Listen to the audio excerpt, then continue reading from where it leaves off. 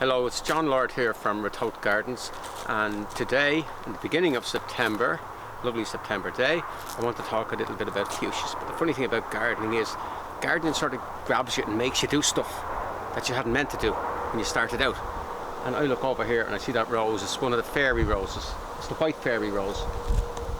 And if I look closely at it, you can see there's lots of new buds coming, so it's going to be in full flower by mid to late September, right into October. But what I need to do is 5 minutes work, just 5 minutes work, removing these spent flowers.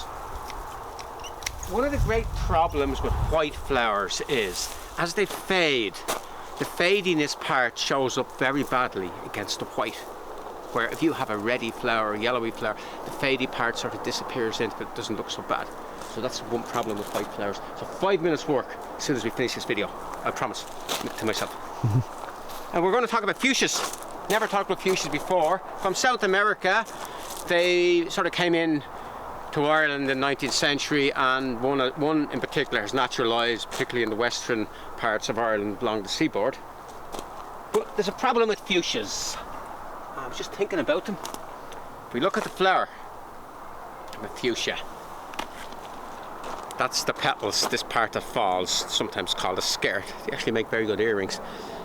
It tends to be always purple.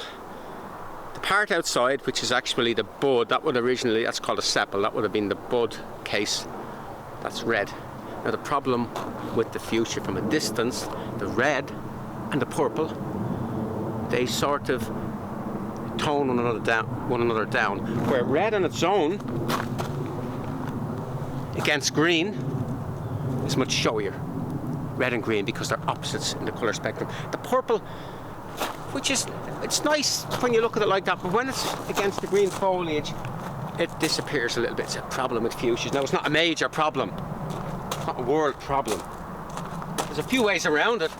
I was just thinking, because I obviously haven't much to think about when I think about problems like this. One is if you can get white instead of the purple. If you can get white, that's hot lips, Salvia Hot Lips. And there is fuchsia. Actually, they're looking the worst from where I had a bit of trouble sourcing this fuchsia, and I'm going to use it a good bit. It's a hardy fuchsia. It's called Madame Cornelissen, whoever she was. But instead of the skirt being purple, it's white. It's not a particularly good flower, but you can see what I mean. That's going to show much better. So I'm going to use this a good bit.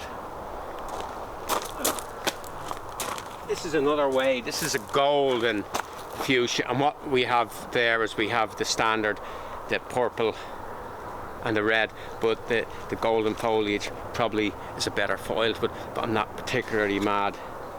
It's a bit too fussy. And here we have, this is one called Versicolour. The great garden writer Graham Stuart Thomas was mad about this plant. He loved this plant. He raved about it. And if it's good enough for Graham Stuart Thomas, it's good enough for me.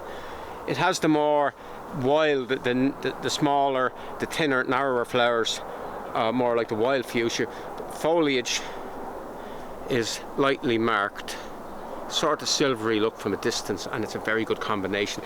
If you have this plant, remember it does revert. You get green shoots, and they grow faster than the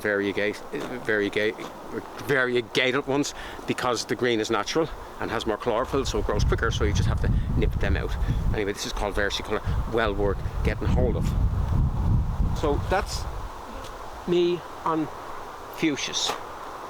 As I say, it's not the most important issue in gardening. It's not life or dead issue, but that's the great thing about gardening. We can get little issues like that and we can blow them up out of all proportions. This is John Lord from the Fuchsia Front at Ratoath Gardens.